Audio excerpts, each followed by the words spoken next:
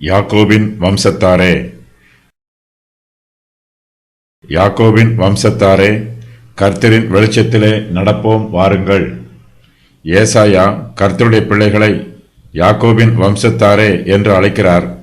இது மாம்ச பிரகாரமான இஸ்ரவேலின் சந்ததியாராய் இருக்கலாம், அல்லது இந்த வாக்கியம் ஆவிக்குரிய இஸ்ரவேலரை குறிக்கலாம்.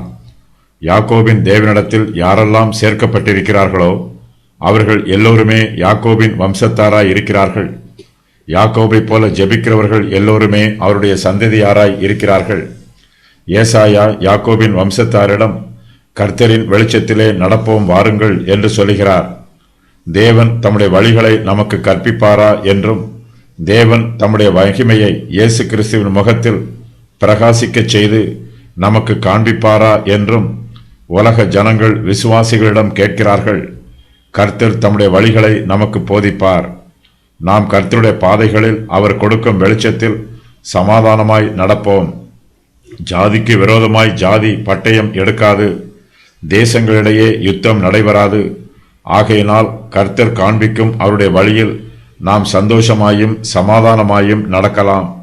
கர்த்தரின் வெளிச்சத்தில் நடப்பது நமக்கு சந்தோஷத்தையும் பாதுகாப்பையும் கொடுக்கும்.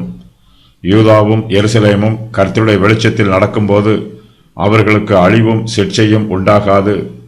ஆகையினால் அவர்களுக்கு இந்த அழைப்பு கொடுக்கப்படுகிறது.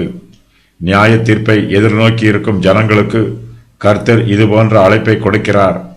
கர்த்தரின் சத்தத்திற்கு ஜனங்கள் கீழ்ப்படிந்து அவரிடத்திற்கு திரும்பி வந்தால் அவர் அவர்களை ஆதரிப்பார்.